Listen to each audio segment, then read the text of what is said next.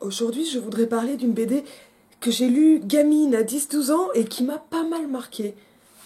Vous ne devinerez jamais de quoi il s'agit. C'est Beachy Beach. J'ai eu de la chance parce que cette BD, Beachy Beach, je l'ai retrouvée. Ah, c'est pas joli avec le prix. Je l'ai retrouvée. Alors, c'est une BD que ma mère m'avait achetée. Ah, elle m'achetait pas beaucoup de livres. Euh, je suis en train d'abîmer. Je laisserai mon père le faire un jour. Chac. C'est pas très gros Beachy Beach. C'est du fanzine. Alors c'est pas exactement du fanzine, mais c'est dans la suite du fanzine. Et c'est de la BD autobio de Roberta Gregory, qui est absolument méconnue, j'ai l'impression. Qui a fait ce genre de truc assez souvent, mais elle était à côté salariée, je crois, à Disney. Et alors c'est la grande ennemie de Robert Crumb. Mais sauf que Crumb, il en a rien à péter. Bon, Crumb, c'est un mec sacrément phallocrate. Hein. Ça me fait de la peine de le dire, hein. J'aimerais que ça soit différent. Et Beachy Beach, c'est de la BD autobiographique, mais pas autobiographique. C'est de l'exutoire. Là, Beachy Beach, c'est l'incarnation dessinée de l'agressivité et de la frustration. Et c'est bien plus que ça. Alors, qu'est-ce que ça raconte ? Alors, on a une petite... alors, ici, on est en traduction François Penaud. Lettrage Julien Chazal. C'est les éditions Bessie. Et le volume que j'ai date de 98. Ça a apparemment été publié en 91 aux États-Unis. Tiens, ça a l'air d'être une édition originale. J'ai retrouvé ça chez un bouquiniste qui en avait un petit stock en déstockage à Saint-Michel. 5 balles, j'étais enchantée. Et on l'avait déjà trouvé dans une bouquinerie à Bordeaux, quand j'étais petite. Et c'est assez intéressant en fait d'avoir lu ça hyper tôt. Et je crois que c'est rigolo de toute façon. Là, on est. Je crois qu'il y a une suite, hein, mais je l'ai jamais lu, je l'ai jamais eu entre les mains, j'ai jamais trop cherché. Bon, toute une intro qui explique un peu qu'elle est féministe, qu'elle publie dans les fanzines gays, lesbiens. Je sais plus où j'ai eu cette idée qu'elle dessinait. Non, elle est la fille d'un dessinateur Disney. Mais je sais plus si elle y a bossé elle-même. Mais je crois qu'elle a mis beaucoup, beaucoup de temps avant de vivre de la BD.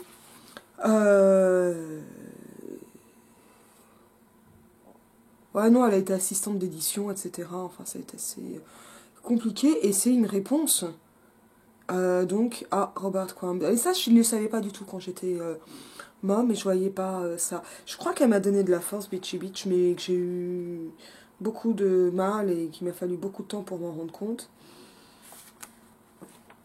Beachy Beach, c'est grosso modo une trentenaire qui aime pas sa vie, sa mère la fait chier, y a des souvenirs d'enfance, d'adolescence, elle a un boulot de merde, elle est traitée comme une merde, et elle est tout le monde, et elle vit dans un monde stéréotypé.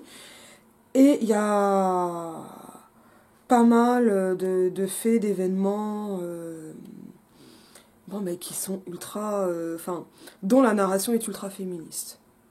Alors, touché par tonton, violé par un hippie dans une soirée, avortement clandestin. C'est du lourd, hein.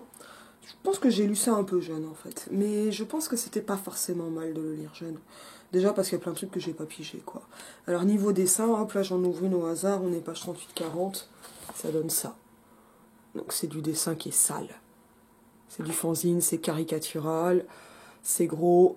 Ça donne des fantasmes. Mais c'est pas du tout de la BD ni érotique, ni fantasmatique. Comme d'autres, ça va montrer comment, voilà, ouais, le moment où elle met un tampon. Ah, ça c'est très intéressant. Elle arrive avec la boîte de Tampax et puis on voit à quoi ressemblaient les serviettes hygiéniques d'une jeune fille née dans les années 50. Bah moi je savais pas. En fait j'ai lu ça, j'avais pas mes règles. Donc c'est sûr que ça chamboulait grave quoi. Et là alors je sais pas pourquoi personne lit ça, pourquoi personne parle de ça, de ce que ça donne, parce que je trouve que ça parle de choses qui sont vraiment, vraiment, vraiment hyper importantes, et c'est important qu'il en soit parlé comme ça. Alors il y a tout un truc qui là est vraiment de la vulga, qui est l'avortement de Beachy Beach. Donc, qui est abominable. S'appelle Hippie Beach, se fait avorter, 93. Alors c'est pas sorti à l'époque où ça se passait, c'est un retour de ça, et c'est pas étonnant non plus, et donc là ça explique... Ça c'est marrant, parce que c'est comme chez Liv Strömquist, je sais pas si Strömquist a lu Grégory, parce que... Alors Strömquist le fait pas énormément, mais elle se met elle-même en scène pour raconter donc comment se passe un IVG, donc ça c'est son utérus. Voilà, c'est l'utérus. Donc c'est de la vulga moins poussée que ce que fait Strömquist, mais vous avez réellement des scènes d'IVG. Je suis pas monétisée, alors on va les montrer. Tchac. Voilà, et c'est trash. C'est trash comme une IVG clandestine avant la légalisation, ou en tout cas quand il n'y a pas de légalisation, parce que je suis très inquiète. Mais qu'est-ce que ça fait, qu'est-ce que ça veut dire? Alors, et c'est super drôle. Même ça, c'est super drôle. Et c'est drôle à attraper. Alors c'est drôle parce que elle est ridicule, elle est, on dirait hystérique, hein, etc. Mais en fait, elle n'a que des raisons de ça. Voilà. Et c'est assez désespérant aussi pour ça. Alors heureusement qu'il y a l'humour, mais l'agressivité en fait de Beachy Beach, elle fait du bien. Et ça fait du bien que ça passe par la caricature. Politiquement, ça veut dire pas mal de choses. Bon, le format fanzine, de toute façon, c'est un format qui est hyper politique. Hein. Alors, parce que il est pas cher, donc il a permis à plus de gens de s'exprimer. Mais même, quand on fait ça, quand on fait une couve comme ça, on montre que la féminité, c'est pas joli. Hein. On casse ce modèle de la beauté. Et ça, c'est vraiment un truc hyper important. Et la colère féminine, alors c'est la colère de Médée, etc., la mythologie de la colère, elle est faite pour être proprement monstrueuse et totalement disqualifiée, alors que c'est une colère qui est légitime. Beachy Beach, c'est pas un truc qui va permettre de résoudre cette colère, de lui donner une solution politique. C'est une grande perdante, Beachy Beach. Donc ça marche pas de ce point de vue-là. Et ça montre que Empowerment... alors ça ne parle pas d'empowerment, il n'y a pas tout ce jargon, mais le fait de pouvoir s'empouvoirer, de gagner en pouvoir, moi je n'aime pas trop le mot empowerment, je préfère parler de puissance et de sensation de puissance, ça me paraît bien plus fort. Et non pas femme puissante ou femme forte. On parle des hommes puissants, enfin, on va dire un homme de pouvoir, une femme de pouvoir, c'est différent. Mais il y a quelque chose qui peut se gagner en sentiment de puissance. Et ça passe en fait par l'autorité. Pas forcément l'autorité de donner des ordres à d'autres gens, mais d'aller vers ce qui constitue une figure d'autorité. Et ça me paraît très important, en tout cas en tant que femme. Donc le fanzine, ça permet à plus de gens de parler, ça permet de péter des codes. J'aime pas tellement quand mes étudiants ils me font ça. On détourne les codes, etc. Oui, mais dans les faits, oui. Et ça s'inscrit dans une lignée de fanzine, parce qu'il y a une grande tradition du fanzine, que je connais mal. Et dans cette tradition, Beachy Beach, elle montre qu'il y a des meufs, quoi. Et des meufs qui sont parlantes, etc. Pourquoi passer par la caricature? Mais ça fait du bien de pas être dans le sentiment, dans le sentimentalisme, et de péter aussi ça. Ça fait vraiment du bien. Moi, ça fait partie des choses qui me plaisent beaucoup là-dedans. Qu'est-ce qu'elle fait? Elle raconte des faits, des événements individuels, singuliers, mais qui ont une portée, on va pas dire universelle, parce que c'est pas vrai, c'est très contextualisé, mais avec une forte possibilité d'identification. Quand bien même on les a pas vécues, le fait de suivre un seul personnage, ses émotions, et en fait elle est pas tout le temps en colère, hein. Elle est souvent triste, elle a souvent peur, elle sait pas quoi faire, elle sait pas s'il faut qu'elle corresponde au modèle de féminité de sa mère ou au modèle de féminité hippie, dans les deux cas elle se fait baiser. Je pèse mes mots. Donc ça fait qu'il n'y a pas de solution. Elle est dans une impasse. Et cette impasse, elle trouve pas de solution dans le fanzine, puis c'est pas le personnage qui peut le trouver. On n'est pas dans du collectif, parce que la solution est collective. mais elle montre quand même la légitimité de cette colère, tout en la rendant lisible par d'autres.